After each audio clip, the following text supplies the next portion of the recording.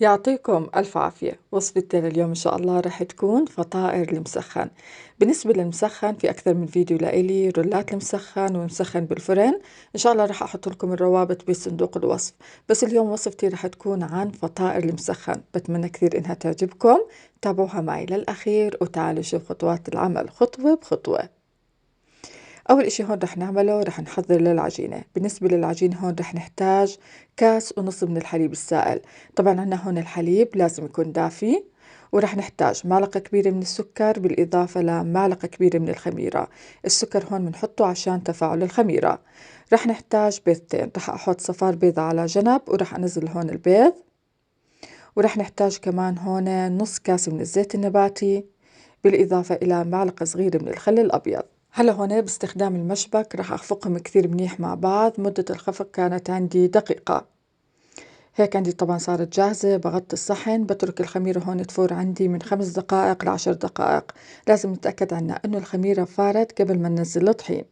بالنسبة للطحين هون رح نحتاج تقريبا 4 كاسات وربع من الطحين. في البداية هون أنا حطيت 3 كاسات ونص. كمية الطحين الثاني حطيتها حسب حاجة العجينة. هون رح نحتاج معلقة صغيرة من الملح ومعلقة صغيرة من البيكنج باودر. باستخدام مضرب العجن رح أعجنهم. في البداية بكون عندي على سرعة واطية، بعديها بنعلي السرعة. رح أحكي ملاحظة بالنسبة لكمية الطحين. نوع الطحين له دور كبير بكمية الطحين اللي انتو رح تستخدموها، فعشان هيك لازم تحطوا كمية الطحين شوي شوي. زي ما حكيت لكم في البداية حطيت هون 3 كاسات ونص. النص الكاس مع المعلقتين حطيتهم حسب حاجة العجينة. في حال مش متوفر عندكم الحليب السائل استخدموا حليب البودرة. لكل كاس مي دافية حطوا 3 ملاعق كبار من حليب البودرة. هيك عندي العجينة ممتازة. أهم شي ما تشدوها كثير بالطحين، خلوها إنها تكون معكم شوي طرية. لميت العجينة بحطها بصحن نظيف. طبعا هون أنا الصحن دهنته بكمية بسيطة من الزيت النباتي. بنغطي الصحن حتى ما تنشف معنا العجينة. بتركها ترتاح أقل شي مدة ساعة. بهاي الفترة هون رح أحضر للدجاج. بالنسبة للسلق هون رح أحط على مية السلق البصل، ورح أستخدم كمان هون ورق الغار والهيل. رح أنزل هون الدجاج. استخدمت صدور الدجاج، كيلو من صدور الدجاج. رح أترك هون الدجاج حتى تغلى عند المي، وبعديه هون رح أشيل الريم اللي رح يظهر على الوجه. وحاولوا إنكم تشيلوا كل الزفرة اللي رح تظهر. أول ما تتخلصوا هون من الزفرة رح ننزل البهارات. بالنسبة للبهارات هون رح أستخدم الفلفل الأسود، رح أستخدم البهارات السبعة، القرفة بالإضافة للملح. ممكن أنتوا تستخدموا البهارات اللي أنتوا بدكم إياها، بس هذول الأطيب أنكم تستخدموهم على سلق الدجاج. رح أترك هون الدجاج حتى يستوي عندي تماما، بعدها بشيله وبحاول إني أفته بهاي الطريقة. طبعا لأنه صدور دجاج ما بتاخد معنا وقت في الاستواء، أقل من نص ساعة كانت جاهزة معي. وأول ما تطلعوها من المي على طول بلشوا إنكم تقطعوا فيها بهاي الطريقة. الخطوة اللي بعديها هون رح نجهز للبصل. رح نحتاج كمية منيحة من الزيت، واستخدمت هون تقريبا 5 حبات كبار من البصل، قطعتهم على شكل شرائح. بالنسبة للزيت هون أنا خلطت بين الزيت النباتي وزيت الزيتون. أول ما يتذبل عنا هون البصل رح ننزل البهارات. بالنسبة للبهارات هون في البداية رح نحتاج السماق. استخدمت 3 ملاعق كبار من السماق. ورح نحتاج كمان هون معلقة كبيرة من الملح. وراح أحط هون نفس البهارات اللي حطيتها على سلق الدجاج، اللي هي الفلفل الأسود، القرفة بالإضافة للبهارات السبعة. ممكن هون كمان تحطوا رشة صغيرة من الكمون. بخلطهم مع بعض. بتركهم هون تقريبا مدة دقيقة، بعديها بنزل صدور الدجاج. طبعا هون بالنسبة لصدور الدجاج الأفضل إنكم تكونوا مقطعينها كثير منيح لشرائح حتى ما تغلبكم. بقلبهم. بتركهم هون تقريبا مدة دقيقتين مع بعض حتى يتسبكوا. وإذا حبيتوا هون تعدلوا الملح البهارات طبعا أكيد حسب الذوق. هون أنا رح أعدل معلقة كبيرة من السماق.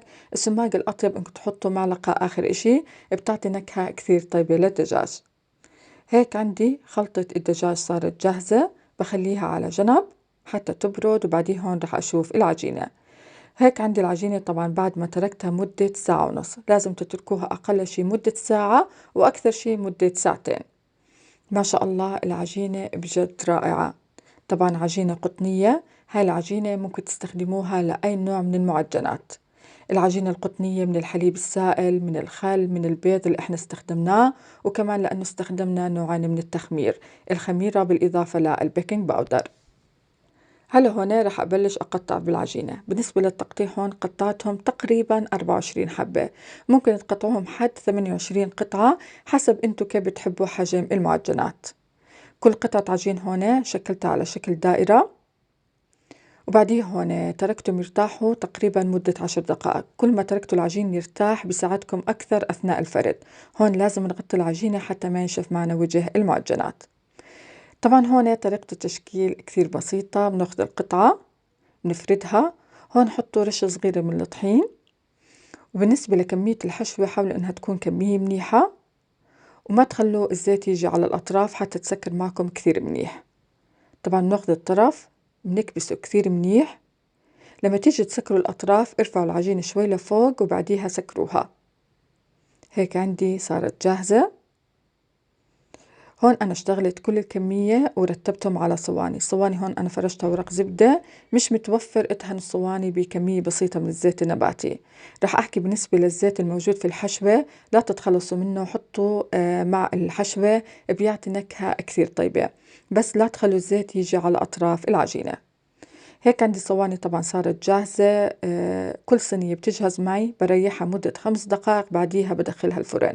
هيك عندي أنا في صينية من الصواني جاهزة، والصينية الثانية رح أغطي وجهها بتركها ترتاح مدة 5 دقائق وبعديها بدخلها الفرن. قبل ما أدخلهم الفرن هون بدهنهم بخلطة التلميع اللي هي صفار البيض مع الحليب والفانيلا.